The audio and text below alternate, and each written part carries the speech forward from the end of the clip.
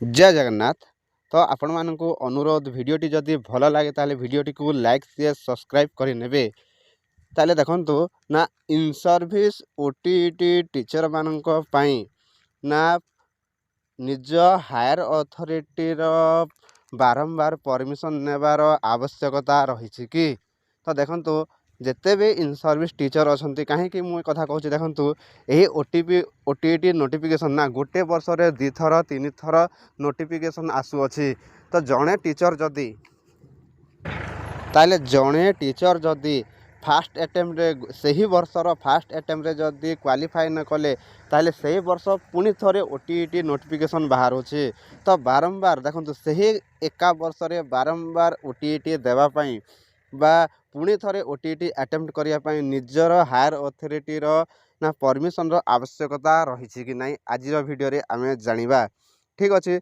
तो जो माने भी यही ओटीटी बा जो माने भी ए पर्यंत ओटीटी क्वालिफाई करि नाहंती ताले सही शिक्षक माननकु एही वीडियोटी को निहाती शेयर करंतु तो से माने मध्य जानि पारिबे। ठीक अच्छे। तो देखंतु ना एटा मेल द्वारा गोटे आसीथिबा चिट्ठी ना ए चिट्ठी देखंतु ना director of elementary education Odisha Bhubaneswar ना लेटर नंबर देखंतु 16575 आ एटा होछि 5/8/2024। ताले एटा होछि गोटे पुराना चिट्ठी। देखंतु एही पुराना चिट्ठी रे जी जहाँ को ए चिट्ठी करा जायছে ताहार कोन ना एड्रेस आ नेम ना इरेज करा जायছে। एटा होछि गोटे आरटीआई एप्लिकेशन रो रिप्लाई चिट्ठीटा मने रखंतु आरटीआई एप्लिकेशन रो रिप्लाई चिट्ठी।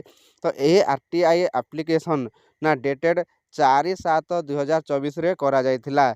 ठीक अछि। तो एही चिट्ठी प्रकारे ना आरटीआई एप्लिकेशन डेटेड 4/7/2024 ना ऑनलाइन नंबर 101915241999 प्रकारे ना ना ओटीटी पार्ट सेकेंड ना एग्जामिनेशन पाई ना एलिमेंटरी शिक्षक क्षेत्र रे मने रखंतु इन सर्विस एलिमेंटरी शिक्षक क्षेत्र रे बारंबार ना हायर अथॉरिटी रो ना परमिशन रो आवश्यकता नहीं एही चिट्ठी प्रकार मने रखंतु ना यही 5/8/2024 ना यही डेट रो चिट्ठी प्रकार ना इन सर्विस एलिमेंटरी टीचर मानक क्षेत्र रे ना ओटीटी पार्ट एग्जामिनेशन देवा पई आउ यही आरटीआई नंबर प्रकार ओटीटी पार्ट बा सेकेंड अटेम्प्ट से वर्ष रे सेकेंड अटेम्प्ट देवा पई कौनसी हायर अथॉरिटी रो आवश्यकता ना पड़िबो नाही एही चिट्ठी प्रकार। ठीक अच्छे। तो मन रखु यही चिट्ठी प्रकार आमको तो सीधा सड़क आमको दे देउछंती किंतु यही चिट्ठी प्रकार नदेले मध्य चलिबो किंतु मन रखु आमे निज सुरक्षा पाई मन रखु जेहेतु प्रमोशन क्षेत्र रे ए सब क्षेत्र रे आमको सही नथिपत्र आवश्यकता दरकार पड़ी थाए से निजर सुजोग बा निजर सुविधा सुजोग दृष्टि आमे परमिशन मागी नेबा ए चिट्ठी आड़क न जाएगी कहीं परमिशन बेले सही नथिपत्र आवश्यकता पड़ी पारे।